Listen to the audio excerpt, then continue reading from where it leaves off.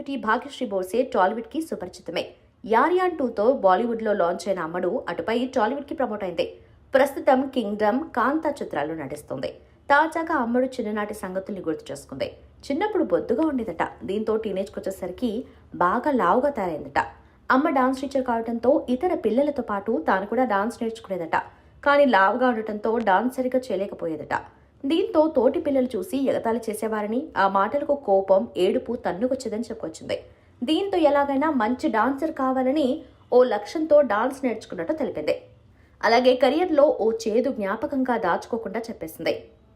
కాలేజ్కి నడుచుకుంటూ వెళ్తుండగా క్యాంటీన్ ముందు బొరదలో జారిపడిందట. దీంతో అందరూ చూసి పగలబడి నవ్వుకున్నారట. ఆ సంఘటన గుర్తు చేసుకున్నప్పుడల్లా చాలా అసౌకర్యంగా ఫీల్ అవుతుందట. చాలా ఇబ్బందిగాను ఇప్పటికీ ఆ సన్నివేశాన్ని ఫీల్ అవుతుందని తెలిపింది భాగ్యశ్రీ.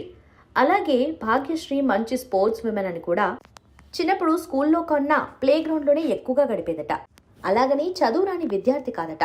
చదువులోనూ మంచి మార్కులే సంపాదించానంటుంది.